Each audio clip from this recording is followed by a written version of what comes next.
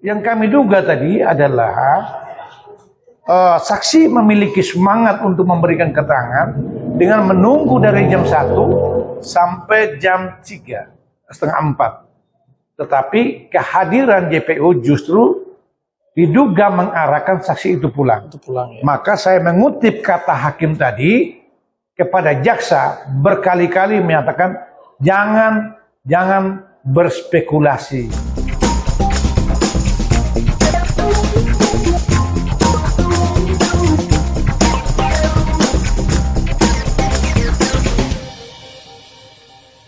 Hari ini agendanya pemeriksaan saksi, dua saksi yang telah disampaikan oleh jaksa penuntut umum dalam sidang sebelumnya. Itu adalah Putri Manurung, namanya juga sudah disebutkan. Dan dua saksi juga sudah hadir di sini dari jam 13. Namun tiba-tiba jaksa datang menyatakan bahwa hari ini tidak bisa dilakukan pemeriksaan saksi di hadapan hakim dengan alasan bahwa kedua saksi tidak bisa dikonfirmasi kehadirannya. Lalu kami menyatakan bahwa yang mulia saksi sebenarnya ada di ruang ini. Maka yang mulia memerintahkan jaksa penuntut umum untuk memanggil saksinya. Dan saksinya ya, akhirnya JPU keluar justru diskusi dengan saksi dua itu, dan akhirnya kedua saksi itu pulang. Nah, menurut dugaan kami, saksi sejatinya sudah mempersiapkan diri sesuai dengan panggilan jaksa penuntut umum. Karena dalam proses persidangan, dalam proses peradilan, tata kelola saksi, barang bukti itu semua adalah kewenangan dari jaksa penuntut umum. Maka mereka yang mendalilkan, mereka harus buktikan saksi-saksi itu. Itu dalam hukum acaranya. Lalu yang kami duga tadi adalah saksi memiliki semangat untuk memberikan keterangan dengan menunggu dari jam 1 sampai jam 3:30, 4. Tetapi kehadiran JPU justru diduga mengarahkan saksi itu pulang. Ya. Maka saya mengutip kata hakim tadi kepada jaksa berkali-kali menyatakan jangan berspekulasi.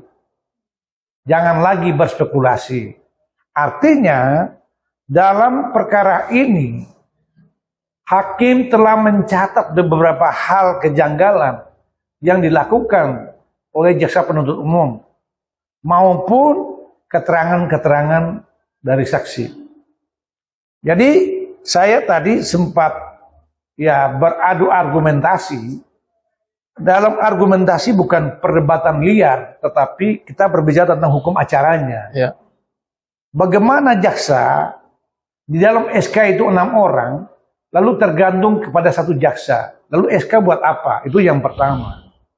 Yang kedua, jaksa wajib menghadirkan saksinya untuk memperkuatkan dalilnya yang selama ini mendakwa klien kami dengan dakwaan yang sudah dibacakan dalam sidang pertama. Artinya kata kewajiban tidak ada pilihan lain. Ya, mereka lebih semangat untuk menghadirkan para saksi. Karena ini sidang pembuktian, bukan hakim dan bukan kami sebagai terdakwa. Nah, dengan tidak diperiksa dua saksi ini, kami memiliki kerugian waktu. Karena terdakwa dari jam 12 sudah ada di sini. Lalu menunggu jaksa belum datang. Sampai 2:30 saksi diarahkan atau diduga disuruh pulang. Dengan alasan yang tidak jelas.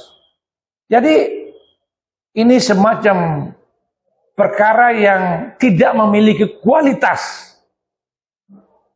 baik dari saksi maupun kualitas JPU itu sendiri. Tidak punya kualitas. Bahkan dan tidak punya integritas. Kenapa? Jaksa harus memiliki accountability, bertanggung jawab apa yang dia dakwakan. Yaitu pemeriksaan pembuktian saksi-saksi. dalam perkara ini dapat diklasifikasikan atau dikategorikan perkara yang tidak sempurna.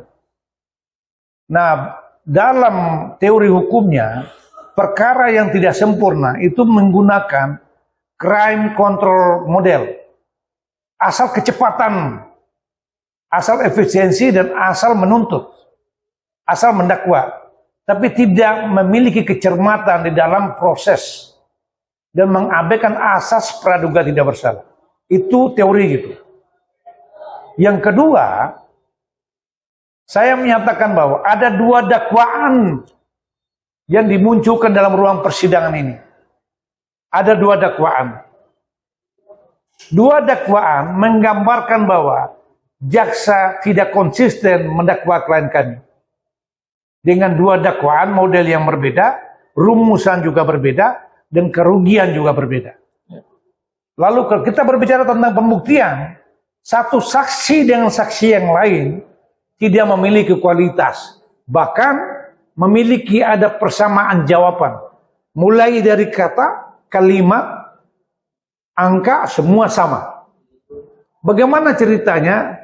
Ada 14 saksi, 6 atau 7 saksi itu memiliki otak yang digabung lalu memberikan sebuah pernyataan yang sama. Ini yang dinamakan, dugaan kami, perkara ini penuh rekayasa. Penuh rekayasa. Dan dalam konteks pembuktian, saksi itu tidak punya kualitas. Terlebihnya saksi auditor. Auditor, pertanyaan yang mendasar adalah, bagaimana metodologi Anda melakukan pemeriksaan keuangan? Lalu apakah tergambar secara jelas dalam laporan keuangan akhir tahun? Dan kami sudah temukan dalam akhir tahun itu berbeda dengan laporan keuangan auditor yang kemarin. Maka auditor model seperti itu tidak memiliki otoritas. Bahkan beruntung kemarin auditor menyatakan bahwa barang tiket, insentif tiket tur itu adalah milik toko secara mutlak. Artinya, keterangan saksi kemarin meruntuhkan dakwaan dan meruntuhkan argumentasi pelapor. Jadi, tidak kualitas, tidak profesional, lalu diduga saksi satu dengan yang lain diarahkan. Ini kami bisa buktikan. Kami bukan menuduh, tidak.